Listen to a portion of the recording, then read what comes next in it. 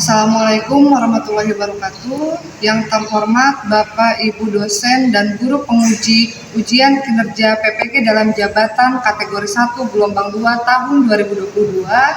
Perkenalkan, nama saya Nilam Arifani, selaku guru mata pelajaran sejarah di SMA Negeri 1 Rajagaluh, Kecamatan Rajagaluh, Kabupaten Majalengka, Provinsi Jawa Barat. Sekaligus sebagai mahasiswi PPG dalam jabatan di Universitas Muhammadiyah Profesor Dr. Hamka tahun 2022. Pada hari ini, Senin 12 Juni 2023, akan melaksanakan ujian kinerja di SMA Negeri 1 Rajagaluh dengan materi perkembangan nasionalisme Asia Afrika dan pengaruhnya terhadap Indonesia di kelas 11 IPS 1. Untuk itu, besar harapan saya agar Bapak Ibu dosen dan guru penguji untuk mengevaluasi ujian kinerja ini. Terima kasih, selamat menyaksikan. Wassalamualaikum warahmatullahi wabarakatuh.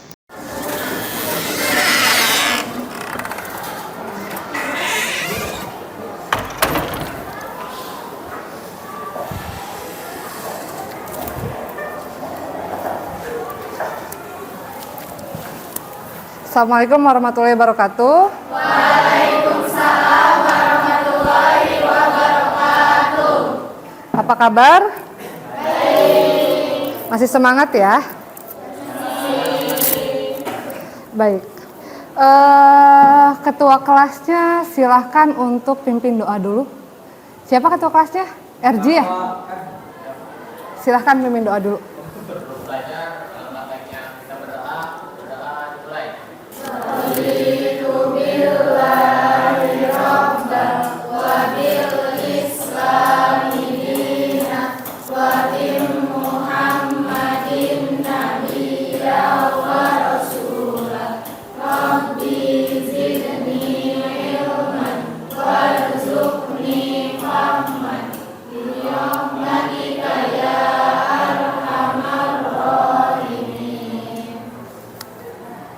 Baik, Ibu absen dulu ya, kayaknya kelasnya kosong ini. Banyak yang nggak masuk ya? Adi Darnadi sakit? Alpa. Aditya?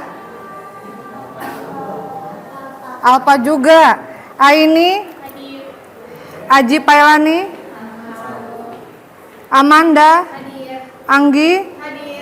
Ari Komarudin, Daim, Dava, David, Dava, juga, Dina, Dini, Ella, Erzi, Excel, Fahri, Verna, Fitria, Gilang. Gak masuk. Halimatus Sadia, Najwa, Kirani, Novisa, Renata, sakit. Reno, Rusli, Salma, Sesi, Siska, Siti Nurhanipah, Siti Saleha, Susan, Wahyuni. Udah ya? Baik, masih semangat? Gak ngantuk kan? Gak lapar? Udah makan? Coba, katanya nggak ngantuk, katanya nggak lapar, masih semangat. Ibu cek, kita nyanyi sama-sama lagu Pelajar Pancasila. Ayo yang di depan, siapa yang mau di depan? Yang mau di depan? Sok, silahkan. Teman-temannya yang di sini ikutan berdiri ya. Pelajar Pancasila beriman dan bertakwa pada Tuhan Yang Esa dan berakhlak mulia, bernindak global, gotong royong mandiri, kreatif dan bernalar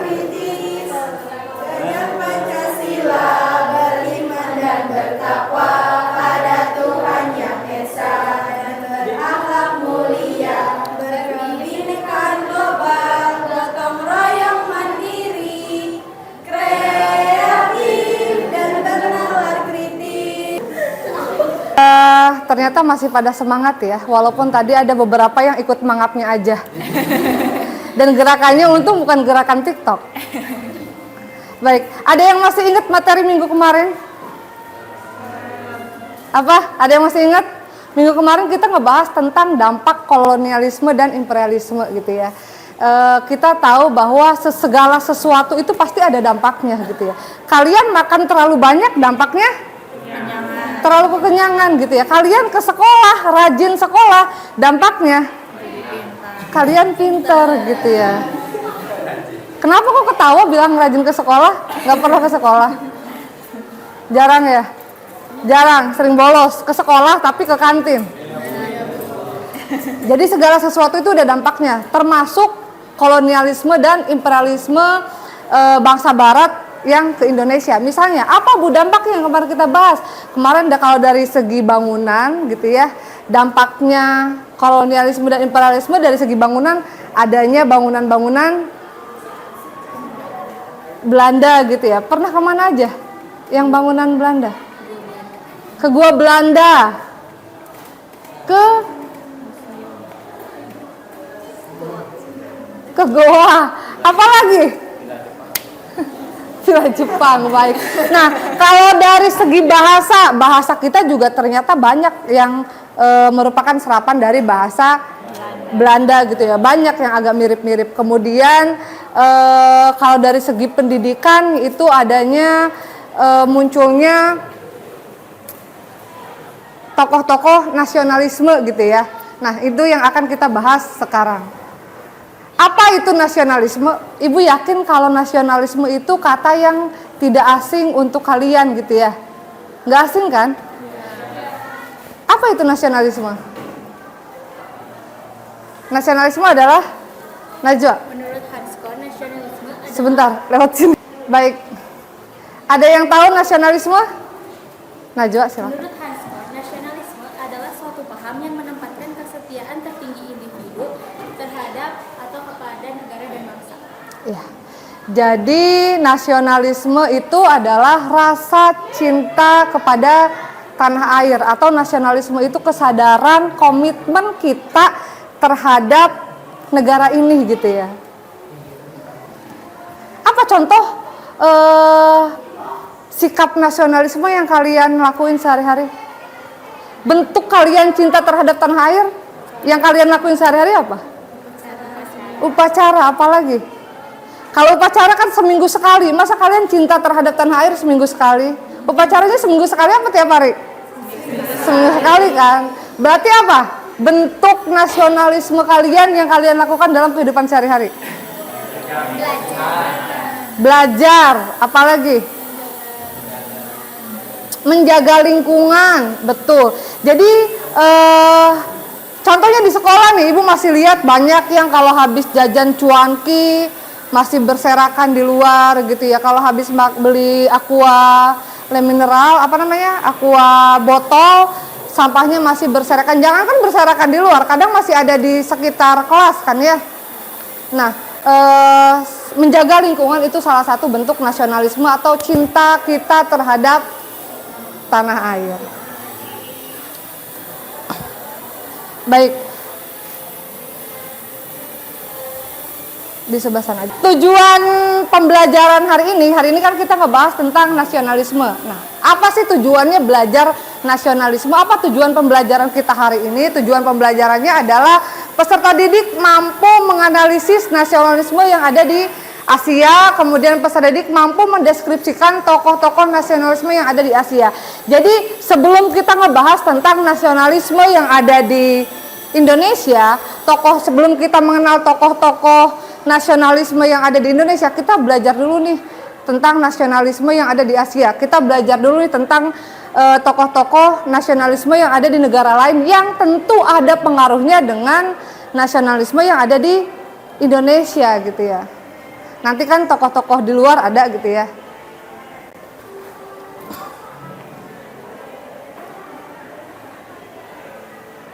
Nah, nasionalisme adalah berarti bisa kita simpulkan nasionalisme dapat diartikan sebagai semangat kebangsaan, yakni cinta terhadap bangsa dan tanah air. Dengan kata lain, nasionalisme adalah suatu paham yang menyatakan bahwa kesetiaan tertinggi seseorang ditujukan kepada negara kebangsaannya gitu ya. Jadi rasa cinta rasa nasionalisme itu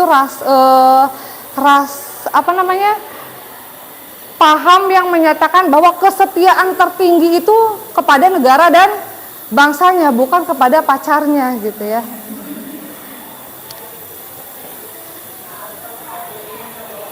Kemudian Tentara Pembebasan Nasional.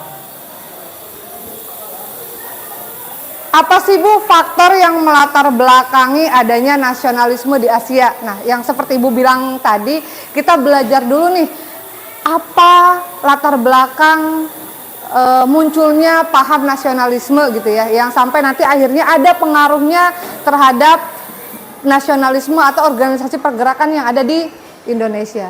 Faktor yang mendorong timbulnya nasionalisme di Asia dan Afrika. Yang pertama, penjajahan bangsa-bangsa barat yang menimbulkan penderitaan dan kesengsaraan. Jadi nasionalisme pada zaman penjajahan itu dilatar belakangi yang pertama itu adanya kesamaan penderitaan gitu ya. Sama-sama menderita, sama-sama ingin terbebas dari penjajah, sama-sama ingin merdeka gitu ya. Kemudian yang kedua, kenangan kejayaan masa lalu sebagai negara yang jaya seperti Indonesia yang pada masa kerajaan Sriwijaya dan Majapahit.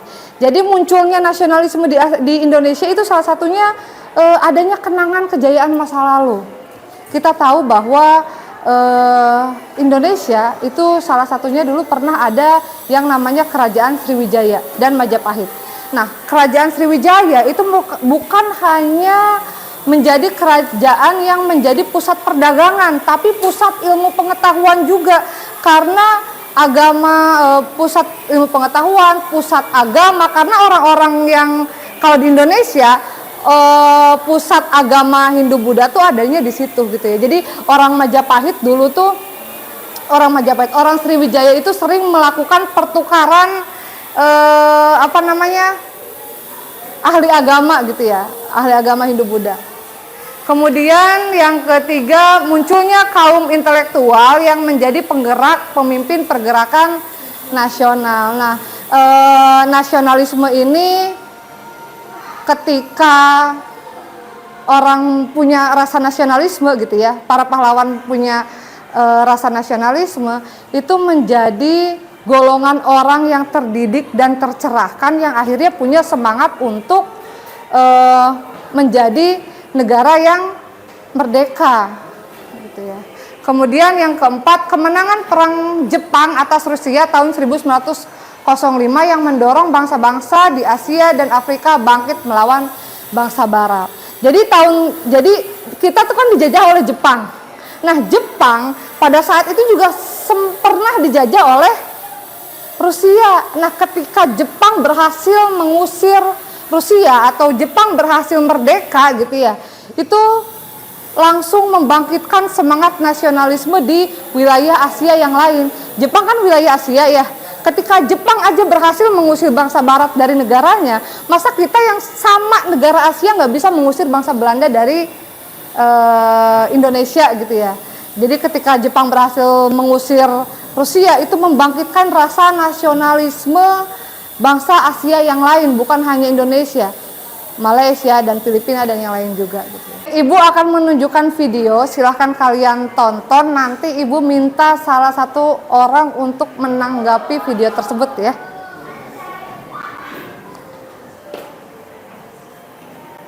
Tentara Pembebasan Nasional Papua Barat Organisasi Papua Merdeka atau TPN-PBOPN Kodam 8 Intan Jaya mengibarkan bendera Intan Buduran hingga Presiden Indonesia dilakukan awal tahun 2022 sebagai sinyal perang yang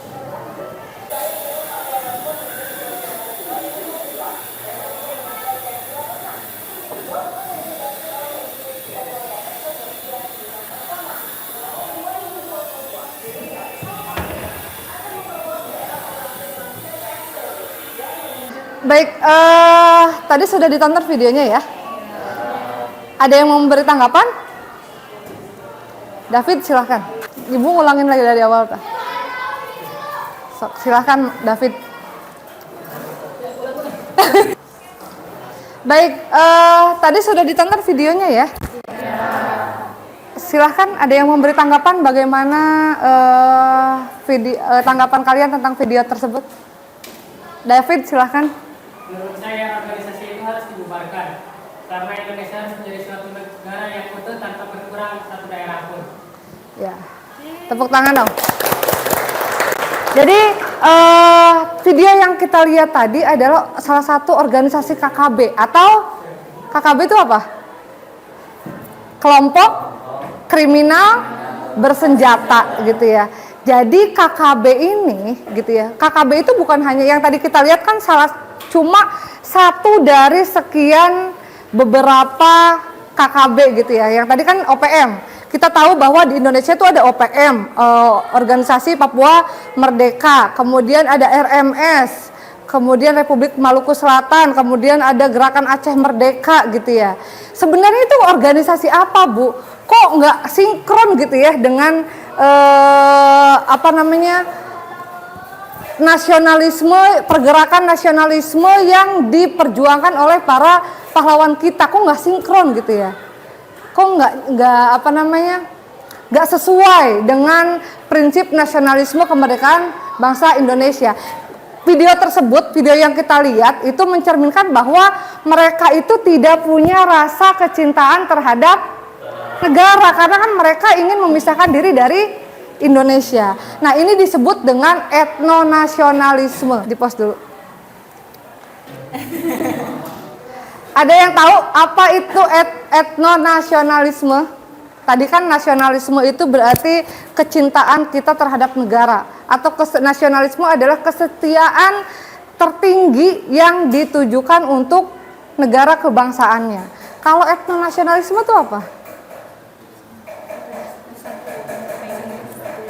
Kalau etnonasionalisme itu rasa cinta yang ditujukan berdasarkan ras, agama, suku, budaya, bahasa.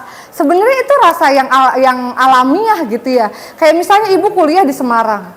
Di Semarang itu kan Jawa gitu ya. Mulai dari bahasa Jawa, budaya banyak yang perbedaan. Tapi ketika ibu main gitu ya, lagi misalnya nggak usah jauh-jauh, ibu lagi naik motor, berhenti di lampu merah. Ternyata ngelihat depan, wah plat E juga. Jadi ngerasa ada saudara gitu kan. Ngerasa ada saudara karena ada sepersamaan budaya, bahasa, ini sama-sama daerah yang sama. Ketika ibu di kantin, di kampus gitu ya, oh yang sebelah ngomongnya bahasa Sunda, oh ibu seneng gitu ya. Karena ibu ngerasa ada orang yang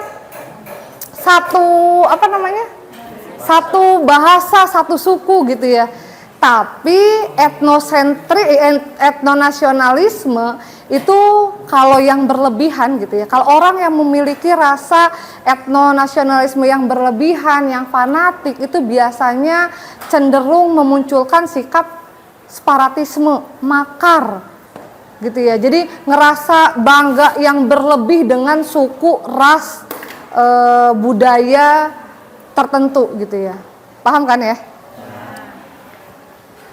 Sayangnya kalau di Indonesia gitu ya, rasa etnonasionalisme itu banyak yang berlebihan. Sebenarnya itu rasa yang alamiah, wajar gitu ya, ketika kita mempunyai atau ketika kita bangga dengan suku kita sendiri, bahasa kita sendiri gitu ya, budaya kita sendiri, sebenarnya budaya daerah sendiri gitu. Sebenarnya itu wajar aja, cuma yang nggak boleh itu fanatik dan berlebihan. Karena kalau di Indonesia ya itu tadi merujuknya itu malah ke gerakan separatisme. Balik lagi ke nasionalisme. Ada yang tahu ini foto siapa? Ada yang tahu di depan fotonya siapa? Ada yang pernah ingat, mungkin lihat di koran, mungkin sempat lihat di TV, mungkin sempat lihat di buku paket atau di LKS. Fotonya siapa? Fotonya siapa? Yang di depan itu fotonya Mahatma Gandhi. Mungkin nggak asing namanya, tapi mungkin baru ngelihat fotonya ya. Yang di depan itu fotonya Mahatma Gandhi. Mahatma Gandhi itu siapa? Mahatma Gandhi itu tokoh nasionalisme yang ada di India. Salah satu tokoh nasionalisme yang ada di India yang paling berpengaruh gitu ya. Yang nantinya ajaran-ajaran nasionalisme yang diajarkan oleh Mahatma Gandhi ini juga berpengaruh dengan nasionalisme yang ada di Indonesia. Baik, pada pembelajaran hari ini Ibu bagi kelompok dulu. Bagi kelompoknya mau sama Ibu apa kalian? Sama Ibu aja ya. Nanti Ibu bagi kelompok. Nanti setiap kelompok itu harus mencari tahu bagaimana sih latar belakang nasionalisme yang ada di negara lain. Kita ada kelompok 1 nanti nasionalisme di India, kelompok 2 nanti nasionalisme di Jepang, kelompok 3 nasionalisme di Cina, kelompok 4 nasionalisme di Turki, kelompok 5 nasionalisme di Mesir, gitu ya. Nah, nanti kalian cari tahu bagaimana sih latar belakang adanya nasionalisme di negara tersebut, gitu ya. Siapa aja tokoh yang paling berpengaruh dalam perkembangan nasionalisme di negara tersebut. Kemudian apa sih pengaruhnya perkembangan nasionalisme di negara tersebut terhadap perkembangan nasionalisme yang ada di Indonesia, ya. Kelompoknya berhitung aja mulai dari belakang 1 sampai 5. 1, 2, 3, 4, 5.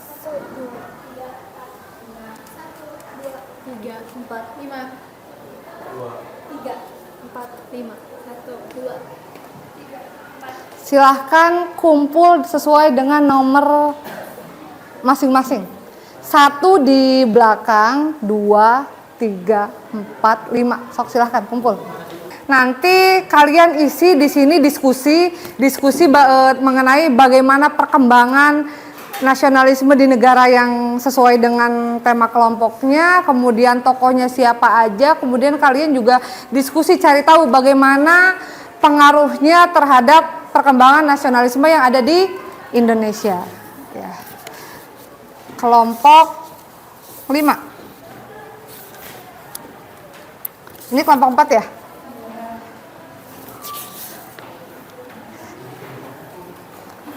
Kelompok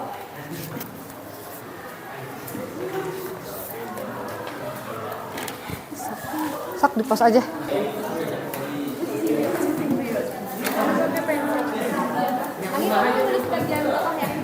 Nanti sama diri bagian latar belakang. Aku nyari yang bagian tujuan.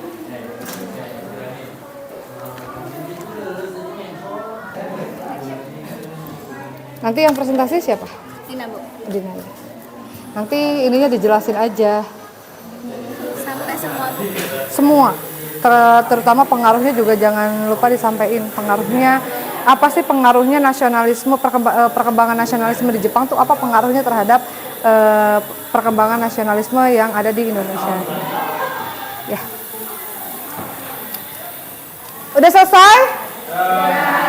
Baik, kita mulai presentasi dari kelompok pertama. Kelompok pertama mana? Silahkan. Ya, di situ aja. Nggak apa-apa di situ aja, tapi ngadepnya ke teman-teman. Berdiri aja Dinanya. Perkenalkan, nama saya Dina Desti dari kelompok 1 akan menjelaskan tentang nasionalisme Jepang.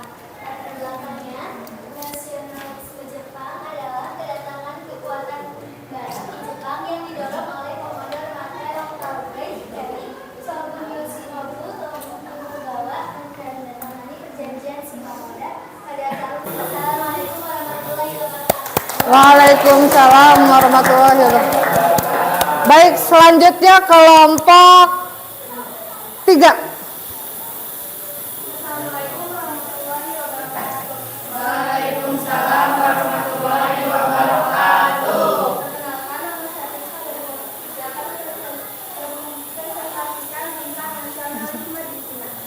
Yang latar belakangnya itu, yang pertama, terjadinya perang Shandong.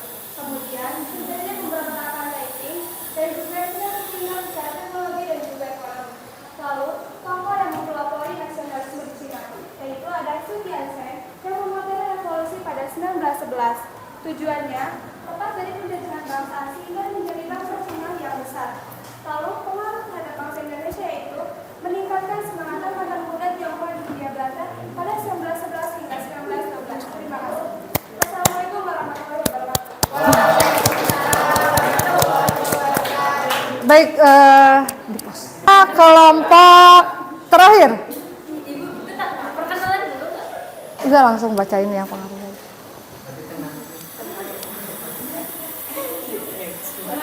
Pengaruhnya terhadap Indonesia yaitu berkembangnya partai Islam, pembagian beasiswa bagi mahasiswa Indonesia untuk melanjutkan pendidikan di Mesir, dan meningkatnya pengetahuan tentang Islam. Assalamualaikum warahmatullahi wabarakatuh. Waalaikumsalam. Ini dikumpulin.